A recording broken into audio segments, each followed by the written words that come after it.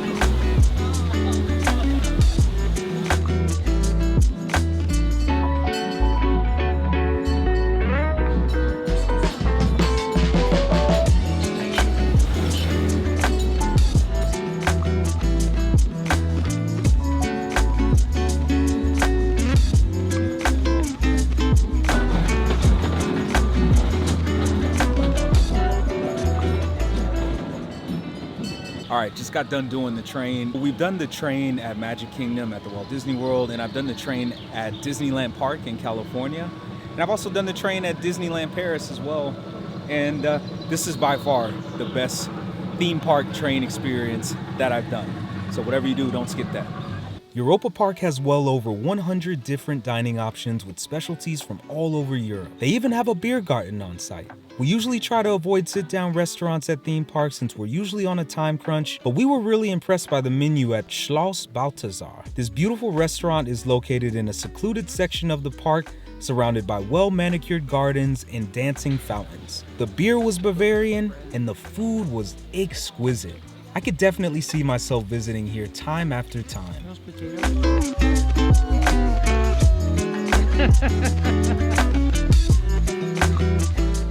All right, next ride we're gonna do is Old Timer Fart right behind me. So I guess it's just gonna be a day full of doing slow rides.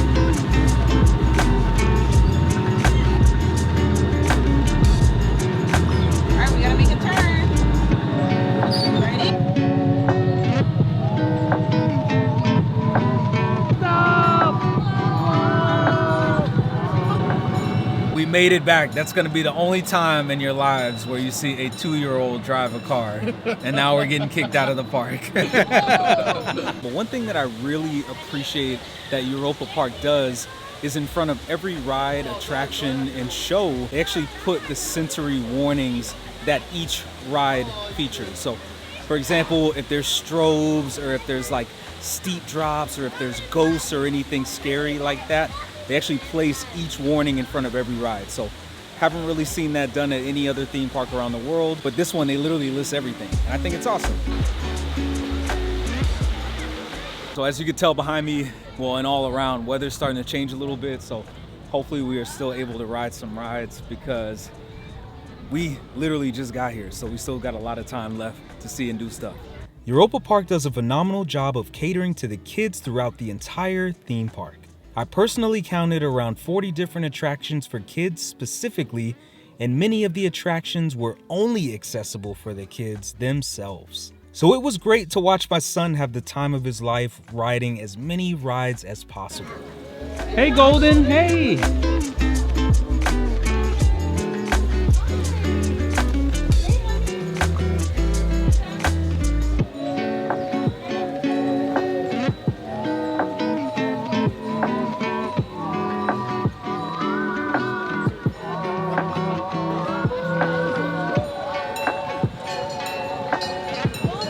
Yay, Golden! Located in Iceland is the massive wooden roller coaster Vodan. 3,445 feet of track, a towering 132-foot drop, and a top speed of 62 miles per hour all make this monster of a coaster one of the best wooden roller coasters in the world.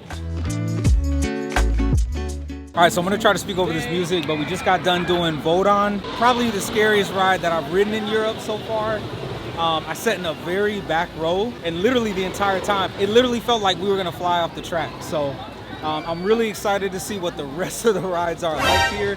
It is starting to rain a little bit, so hopefully the rides stay open, but I'm still staying true to my promise that I made to myself. I'm not riding any water rides today, no matter how wet I get from the rain. Europa Park has quite the array of water rides, everything from slow-moving boat rides to really tall boat attractions featuring huge steep drops that will leave you soaking wet for hours. Now, I'm not really the biggest fan of getting soaked on water rides and then walking around for the rest of the day, so I usually try to opt for the water rides that are slow-moving and don't end up having me soaked from head to toe. These kid-friendly boat attractions are really awesome and incredibly themed.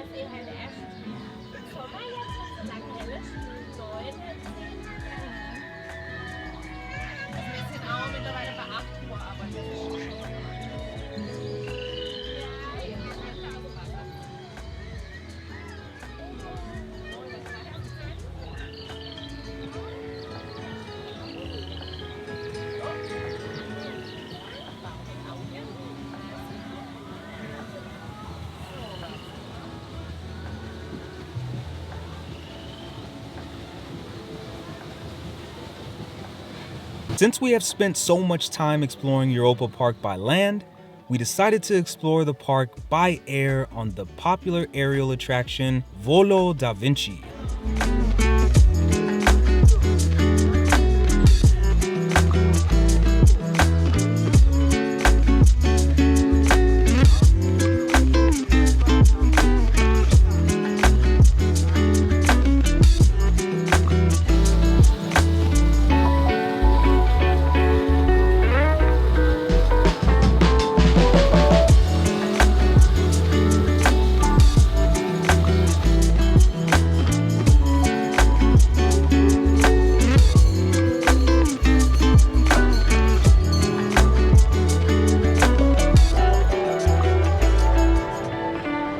Europa Park has so many inconspicuous attractions that really offer some great theming and are lots of fun for everyone in the family. The really crazy thing about these smaller, slower moving rides and dark attractions is that no one was riding these rides for some reason. I think the longest we waited for a slower ride was maybe 2 minutes tops. Most of them were just straight walk-ons, which was really great for us. I love these types of rides because they have great storylines and they are great ways to relax and unwind a little bit from the hustle and bustle of the theme parks. And after finally getting our fill of the slow rides, it was time to hit some of the more thrilling rides in the park. All right, so we are gonna take a little bit of a break because we have just been riding everything, having an amazing time, super immersive. We just got off of Steel Force and Blue Flame. Those are seriously some of the best rides that I've ever ridden in the world, not even just in Europe, but in the world. I'm going to give the edge to Blue Flame because the launch was amazing, but also it had inversions. Steel Force didn't have the inversions, it did have the height, but I'm an inversion guy. Those are some of the best rides on the planet, seriously.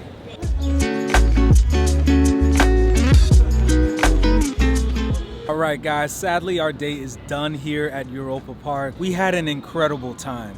This theme park has the best theming I have ever seen, and I've been to theme parks all over the world. Like, it's really not even close.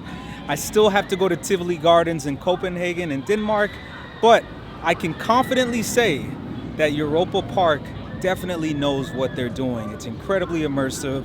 The food is outstanding. The drinks are great. The customer service is excellent. And it only cost us like 57 euros to come to this theme park. And they could easily be charging well over 100 euros. If you guys did appreciate this video, please give it a huge thumbs up as it does help the channel out in a number of ways. If you guys find yourself here in Europa Park, just let loose, have fun. It's a truly amazing place. Thank you guys for all the continued love and support. Thank you. Mahalo for watching.